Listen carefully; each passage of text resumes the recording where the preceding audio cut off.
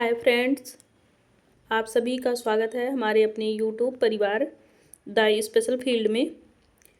इस वीडियो में हम बात कर रहे हैं आज फैमिली एंड कम्युनिटी पेपर की, जो कि डीएड डिप्लोमा में पढ़ा जाने वाला पेपर नंबर 11, जो कि कॉमन पेपर है। जैसा कि आप सभी लोग पहले से भी जानते हैं कि इस पेपर को HI, VI और IDD ये तीनों ट्रेड के बच्चे इसका अध्ययन करते हैं। तो इसमें अभी तक हम लोगों ने यूनिट 3 के अंतर्गत 3.3 कवर कर लिया है। आज जो हम वीडियो कवर करेंगे वो 3.4 कवर करेंगे, और इसका जो टॉपिक है वो है आंगनबाड़ियों और अन्य सरकारी संघों के साथ सहयोग की सुविधा प्रदान करना। तो आंगनबाड़ी और अन्य सरकारी संघों के साथ में सहयोग और सुविधा कैसे वहाँ पर प्रदान की जाती है, इसके बारे में हम जानेंगे कि आंगनबाड़ियों के साथ में सहयोग करके उसको कैसे सुविधाजनक बनाया जाए। तो आंगनबाड़ियों को भारत में बाल देखभाल केंद्र के रूप में जाना जाता है। इसमें सहयोग की जो सुविधा होती है वो मजबूती तरीके से किया जाता है। इसमें साझेदारी होती है। ये सभी चीज़ें शामिल हो करके ही इसको एक अलग लेवल तक ले जाती हैं, जिसमें सामान्य लक्ष्य सबसे पहले पहचाने जाते हैं। इसके अंतर्गत जो आंगनबाड़ी केंद्र होते हैं या संगठन होते हैं, दोनों का एक ही उद्देश्य होता है कि क्षेत्रों की ये पहचान करें जहाँ पे भी ये आंगनबाड़ी केंद्र हो, उनका सबसे पहले ये लक्ष्य होना चाहिए कि उस क्षेत्र में जो बच्चे आ रहे हैं, क्या उनको पोषण और स्वास्थ्य या फिर शिक्षा, ये तीनों चीज़ें वहाँ पर उपलब्ध करा रहे हैं कि नहीं करा रहे हैं। अगर वहाँ पे ये चीज़ें नहीं हो पा रही हैं तो फिर वहाँ सहयोग करके उस चीज़ को सरल तरीके से पोषण, स्वास्थ्य और शिक्षा तीनों चीज़ें प्रोवाइड करानी चाहिए। नेक्स्ट है कि संचार प्रणाली स्थापित करें। संचार प्रणाली स्थापित करने का मतलब ये होता है कि नियमित तरीके से आप बैठक आयोजित करें। इसमें ईमेल के द्वारा, फ़ोन कॉल के माध्यम से आप संचार करें और ये सुनिश्चित करें कि जो भी इसमें सहयोग करना चाह रहा हो वो आपके साथ में आकर के जुड़ जाए, यानी कि आंगनबाड़ी केंद्रों से जुड़े, ताकि लोगों को इसकी सुविधा मिल सके। नेक्स्ट है स्थानीय समुदायों के साथ में जुड़े। तो जो स्थानीय समुदाय हों वहाँ उससे संबंध बना करके आंगनबाड़ियों को आगे संचालित करना चाहिए, और ये विश्वास रहे कि जो भी निर्णय वहाँ लिया जाएगा वो सफल करने में आप 100% वहाँ पर अपना सहयोग देंगे। नेक्स्ट है कि सहायता और संसाधन प्रदान करें। ऐसे संसाधन जो प्रशिक्षण युक्त हों, अर्थात जो वहाँ पे बच्चे आएँ उनको कुछ ना कुछ सीख प्रदान करता हो, ये सभी चीज़ें आंगनबाड़ियों में उपलब्ध हों और ये आंगनबाड़ियों को लाभ भी हो। इसमें शैक्षिक सामग्री, पोषण संबंधी मार्गदर्शन और स्वास्थ्य संबंधी सभी चीज़ें यहाँ पे शामिल होनी चाहिए। इसके साथ साथ सहयोगात्मक कार्यक्रम चलाना चाहिए, जिसमें सभी लोग अगर एकजुट हो रहे हैं और कार्यक्रम चला रहे हैं तो उसको विकसित करें और फिर उसमें अपने पूरे सहयोग को भी दें, ताकि वहाँ पे जो भी शिविर लगे, स्वास्थ्य शिविर हो या कार्यशालाएँ आयोजित की जा रही हों या कोई जागरूकता अभियान चलाया जा रहा हो, सब में आप भरपूर तरीके से अगर सहयोग कर रहे हैं तो उस कार्यक्रम को आप अच्छे से सर्वाइव कर सकते हैं। अगला पॉइंट है हमारा डेटा साझा करना। तो सभी जो कार्यक्रम चलाए जा रहे हों या जागरूकता अभियान हो या फिर स्वास्थ्य शिविर हो, सभी की निगरानी करनी होती है और फिर उसकी सूचना देनी होती है जानकारी के लिए।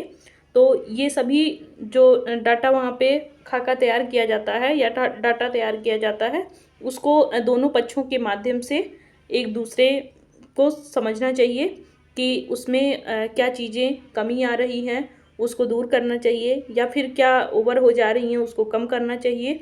तो इस तरीके से अगर आप सारे कार्य को योजनाबद्ध तरीके से करेंगे तो उसमें जहाँ कहीं भी कमी होगी उसको सुधार करने में भी मदद मिलेगी।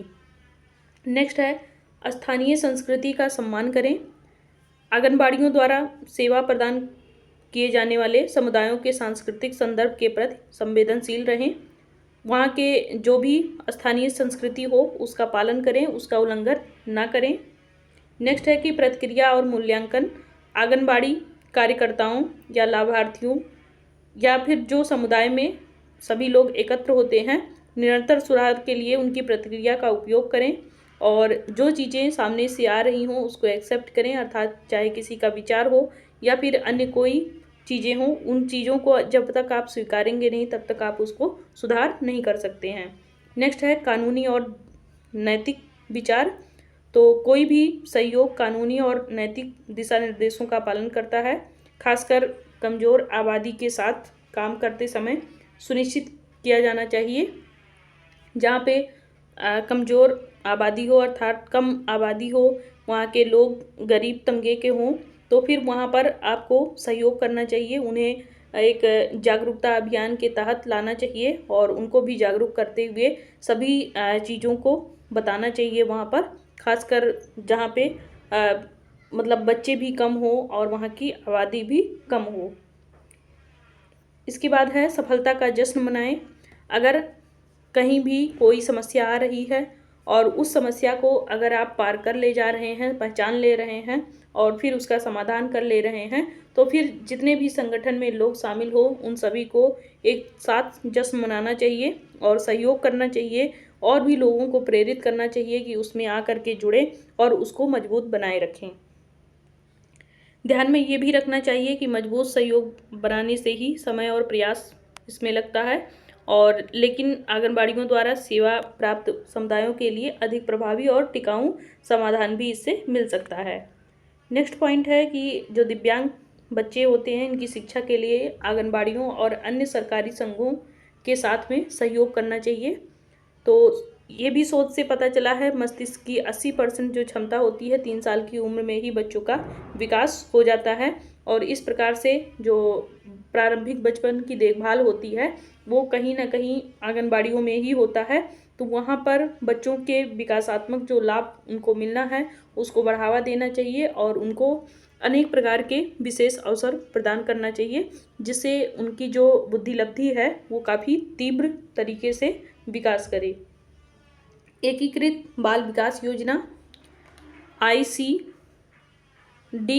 के तहत आंगनबाड़ी कार्यकर्ताओं को अपने आंगनबाड़ी केंद्रों में मौजूद बच्चों में सीखने की जो क्षमताएं हैं उसका पता लगाना और उसको अतिशीघ्र डेवलप करने के लिए जो कार्यक्रम चलाए जाते हैं उन सभी को वहाँ पर लागू करना। 2016 के दौरान तिरुवनंतपुरम में सामाजिक न्याय विभाग ने विशेष ज़रूरतों वाले 600 से अधिक बच्चों को आंगनबाड़ी केंद्रों में लाया और जिले में एक बड़े पैमाने पर इसका अभ्यास शुरू किया गया। वहाँ पर समावेशी शिक्षा के लिए भी ये तैयार किया गया।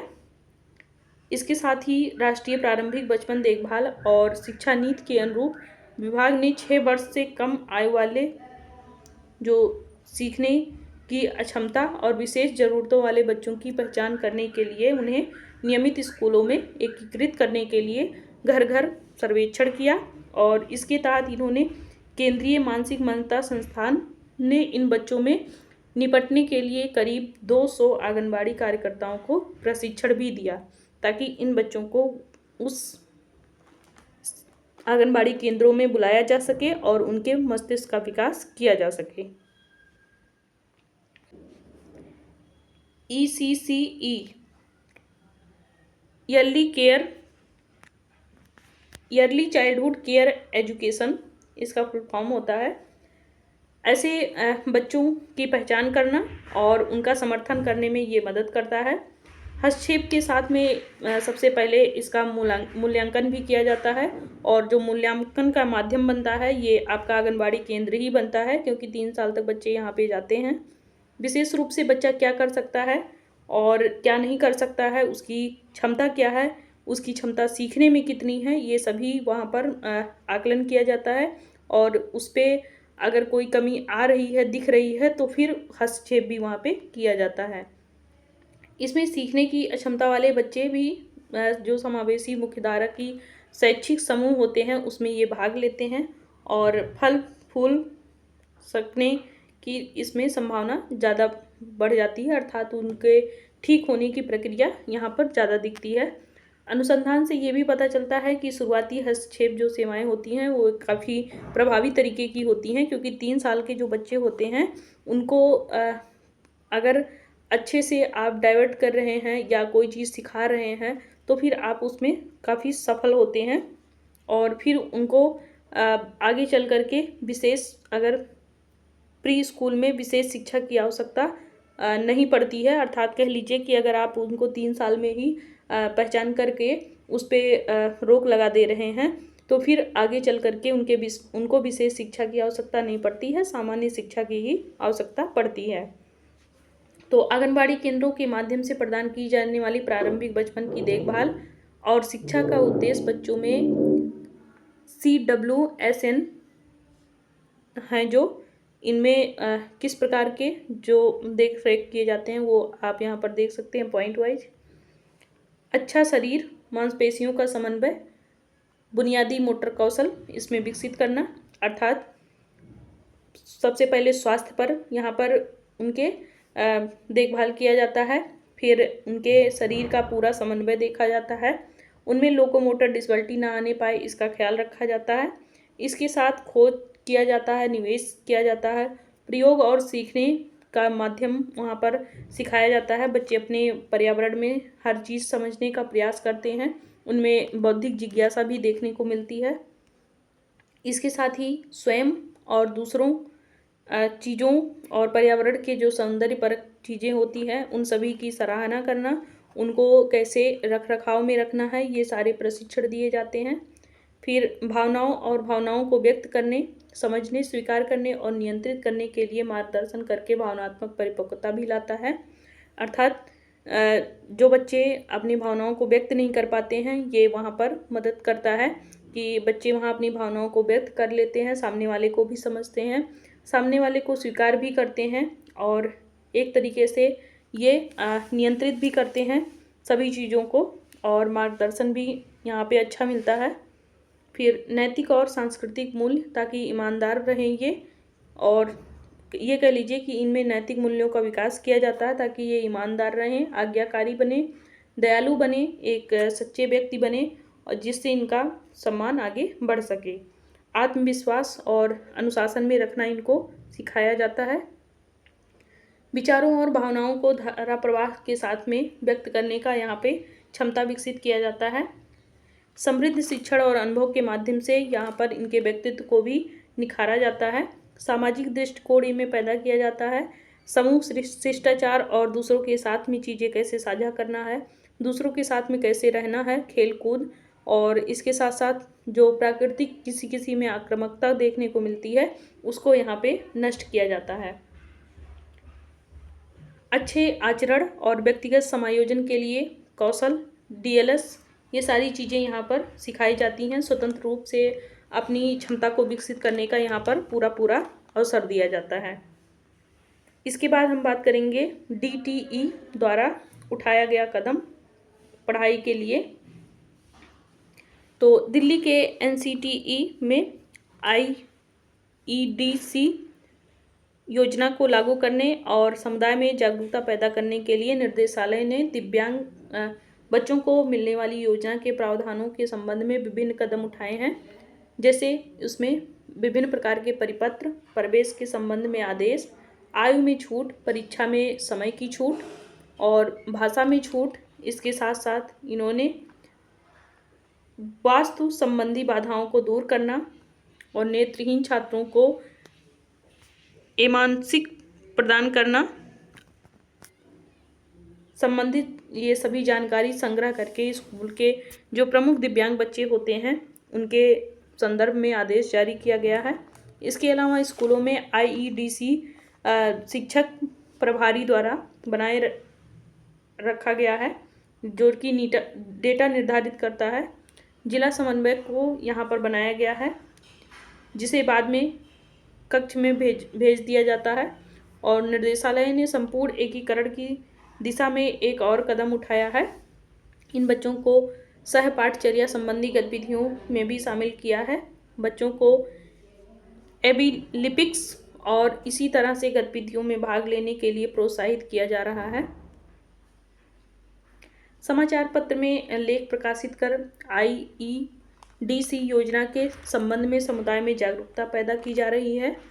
IEDC योजना द्वारा स्कूलों के जो प्रमुख EBG परामर्शदाता और शिक्षकों को उनकी संवेदनशीलता, इस योजना में विकलांग व्यक्तियों के PWD एक्ट 1995 को भी इसमें शामिल किया गया है और योजना के कार्यान्वयन में उनकी पूरी भूमिका को भी यहाँ पे प्रशिक्षण कार्यक्रम आयोजित कर करके निर्धारित किया गया है।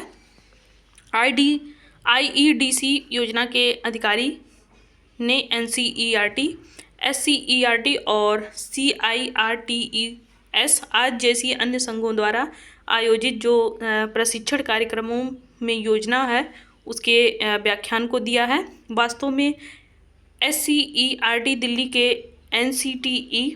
NCT के शिक्षकों के लिए अपने सभी प्रशिक्षण कार्यक्रमों में EDC के बारे में एक घटक को जोड़ने के लिए भी ये सहमत हो चुका है। आगे हम बात करेंगे स्वैच्छिक संगठनों को अनुदान प्रदान करने की प्रक्रिया क्या है। योजना को लागू करने के इच्छुक जो स्वैच्छिक संगठन होते हैं ये सभी इसमें राज्य सरकार या केंद्र सरकार प्रशासन के माध्यम से निर्धारित जो प्रपत्र होता है वो अपने आवेदन भेजने इसमें होते हैं। एक प्रति सीधे मंत्रालय को भेजा जाता है। सरकार जो राज्य सरकार होती है उसके संगठनों को पात्रता, उपयुक्तता और प्रस्ताव की प्रासंगिकता को इसे लागू करने के लिए संघ की क्षमता के संबंध में 3 महीने की अवधि के भीतर ही राय देनी होती है। भले ही प्रस्ताव की जो अनुशंसा है ना की गई हो, राज्य सरकार द्वारा कारण बताते हुए इसमें जो टिप्पणी होती है उसको भेजा जाना चाहिए। इस योजना के तहत में वित्तीय सहायता के लिए पात्र होने के लिए स्वैच्छिक संगठन या सार्वजनिक ट्रस्ट जो होते हैं और गैर लाभकारी कंपनियां इसमें होनी चाहिए। इसमें और भी सारी चीज़ें होनी चाहिए जैसे कि संघ के लेखों का उचित गठन हो, संविधान में स्पष्ट रूप से परिभाषित अपनी शक्तियों और कर्तव्यों के साथ में उचित रूप से गठित प्रबद्ध निकाय होना चाहिए इसमें। इसके साथ साथ अपने कार्यक्रमों को आगे बढ़ाने के लिए स्वैच्छिक आधार पर जानकर व्यक्तियों की भागीदारी सुनिश्चित करना चाहिए। लिंग, धर्म, जाति या पंथ के आधार पर किसी व्यक्ति या व्यक्तियों के समूह के साथ में भेदभाव नहीं करना होता है। किसी व्यक्ति या व्यक्तियों के समूह के लाभ के लिए नहीं ये चलाया जाता है कि किसी एक व्यक्ति या जो व्यक्ति का समूह है उसी को ही केवल लाभ मिले। किसी भी राजनीतिक दल के हितों को आगे बढ़ाने के लिए सीधे तौर पर यहाँ पे कार्य नहीं किया जाता है। किसी भी तरह से इसमें सांप्रदायिक वैमनस्य को यहाँ पे भड़काना नहीं होता है। इस योजना के तहत में सहायता के लिए केवल उन पात्र संघों पर ही विचार किया जाएगा जो 3 वर्षों से अस्तित्व में रहते हों। विशेष रूप से जो योग्य कर्मचारी हों उन्हीं के साथ में संबंध रखा जाएगा, अन्यथा विशेष विचार करते हुए उनको वहीं पर रोक दिया जाएगा, अर्थात उनको आगे बढ़ाया नहीं जाएगा। यदि कोई संघ पहले से ही किसी परियोजना के लिए किसी अन्य आधिकारिक स्रोतों से अनुदान प्राप्त कर रही है या प्राप्त करने की उम्मीद कर रही है जिसके लिए इस योजना के तहत आवेदन किया गया है, तो इस योजना के तहत सहायता प्राप्त जो अनुदान होगा या तो प्राप्त होने की संभावना आधिकारिक स्रोत से हो या फिर ये सुनिश्चित किया जाना चाहिए कि पहले से ही किसी अन्य आधिकारिक स्रोत या केंद्र या फिर राज्य से अनुदान प्राप्त करने वाले संघ उस पर दायित्व का कोई भी हिस्सा इस योजना के तहत मंजूर नहीं किया जाएगा। उनको ऐसे अनुदान नहीं दिया जाएगा जो किसी अन्य ट्रस्ट के माध्यम से अगर अनुदान ले रहे होंगे तो। राज्य सरकार, केंद्र सरकार, प्रदेश प्रशासन की अनुशंसा के साथ में स्वैच्छिक संगठनों के प्रस्ताव अगले वित्तीय वर्ष के लिए हर साल दिसंबर के अंत तक मानव संसाधन विकास मंत्रालय, जिसको शिक्षा विभाग भारत सरकार को भेजे जाने चाहिए। मंत्रालय में प्रस्तावों की जांच की जाएगी और 1 वर्ष के बाद में इसको स्वीकृत अनुदान दिया जाएगा, वो भी 50% पहली किस्त के रूप में इसको जारी किया जाएगा और शेष 50% एजेंसी के द्वारा और फिर कम से कम अनुभाग जो होगा 75% के उपयोग के विवरण के बाद में इसको किया जाएगा। अर्थात जब इस चीज़ को उपयोग किया जाएगा उसका फिर वहाँ पे फ़ोटो वगैरह दी जाएगी, अभिलेख दिए जाएंगे, तब 75% और वहाँ पे रिलीज किया जाएगा। दूसरी किस्त जारी करने के अनुरोध के साथ में प्रगति विवरण वहाँ पर देनी होगी, अर्थात कितना कार्य हुआ है उसका पूरा विवरण ब्यौरा देना होगा, तभी दूसरी किस्त मिलेगी। अनुदान सीधे संघ को मानव संसाधन विकास मंत्रालय शिक्षा विभाग द्वारा उसके पक्ष में ही ड्रॉप या चेक के माध्यम से उसके सीधे खाते में ही जाएगा। अब आगे हम बात करेंगे कि स्वैच्छिक संगठनों को अनुदान की शर्तें क्या क्या होनी चाहिए। इसमें अनुदान प्राप्तकर्ता को एक निर्धारित प्रपत्र पर एक ब्रांड दिखाना होगा, और संस्था एक कानूनी इकाई में नहीं है तो ब्रांड को 2 जमानतदारों द्वारा समर्थित किया जाना चाहिए। इसके बाद वित्तीय सहायता प्राप्त करने वाली एजेंसियां केंद्रीय मानव संसाधन विकास मंत्रालय या राज्य शिक्षा विभाग के एक अधिकारी द्वारा ही इसमें निरीक्षण किया जाएगा और उसके बाद में रिलीज किया जाएगा। अगला है परियोजना के खातों को उचित रूप से और अलग से बनाए रखा जाएगा और आवश्यकता पड़ने पर इसको प्रस्तुत किया जाएगा। उन्हें भारत सरकार या राज्य सरकार द्वारा प्रतिनियुक्त अधिकारी द्वारा जांच किया जाएगा और वे अपने विवेक पर भारत के नियंत्रक या महालेखा परीक्षक द्वारा ये परीक्षण या फिर जांच करा करके ही इसको खोल सकते हैं। समिति लेखापाल द्वारा विधिवत इसका पूरा हस्ताक्षरित निर्धारित प्रपत्र पर उपयोगिता प्रमाण पत्र के साथ में इसको संलग्न किया जाएगा। उसके बाद खातों को पिछले वर्ष के संबंध में 6 महीने के भीतर या उस अवधि की समाप्ति के बाद प्रस्तुत करना आवश्यक होगा, जिसके लिए ये अनुदान स्वीकृत है। संघ सरकारी अनुदान में इसको पूरी तरीके से या आंशिक रूप से अर्जित की गई सभी संपत्तियों का इसमें विवरण बनाए रखना होगा और निर्धारित प्रपत्र में ऐसी संपत्तियों का एक रजिस्टर बनाया जाएगा जिसमें परिसंपत्तियों पर भारत सरकार की पूर्व मंजूरी के बिना निपटान, भारग्रस्त या उपयोग या उन उद्देश्यों के भिन्न उद्देश्यों के लिए इसको नहीं किया जाएगा जिनके लिए अनुदान दिया गया था, अर्थात पहले से अगर दिया गया है तो फिर बाद में नहीं दिया जाएगा। यदि किसी भी समय संघ का अस्तित्व समाप्त हो जाता है तो ऐसी स्थिति में संपत्तियां भारत सरकार को वापस कर दी जाएंगी। जब राज्य सरकार भारत सरकार के पास यह मानने का कारण हो कि स्वीकृत धन का उपयोग अनुमोदित उद्देश्य के लिए नहीं किया जा रहा है तो अनुदान का भुगतान रोक दिया जाएगा, अर्थात जिस कार्य के लिए आपको दिया गया वो कार्य नहीं कर रहे हैं तो फिर अनुदान नहीं दिया जाएगा, उसकी और जो दिया गया है उसकी पूरी वसूली कर ली जाएगी। संस्था को अनुमोदित परियोजना के कामकाज में उचित मितव्यता बरतनी चाहिए। अनुदान प्राप्तकर्ता संघ मानव संसाधन विकास मंत्रालय को निर्धारित विवरण प्रस्तुत करेगी। इसमें मंजूरी पत्र में उल्लिखित किसी भी नियम और शर्तों का उल्लंघन हुआ है या नहीं, इस सवाल पर भारत सरकार के मानव संसाधन विकास मंत्रालय शिक्षा विभाग के सचिव निर्णय अंतिम यहाँ पे देंगे और अनुदान प्राप्तकर्ता पर यहाँ पे बाध्यकारी कर देंगे, फिर उसको वो अनुदान कभी भी नहीं मिल सकता। तो ये हमारा 3.4 था जो कि कंप्लीट हो चुका है।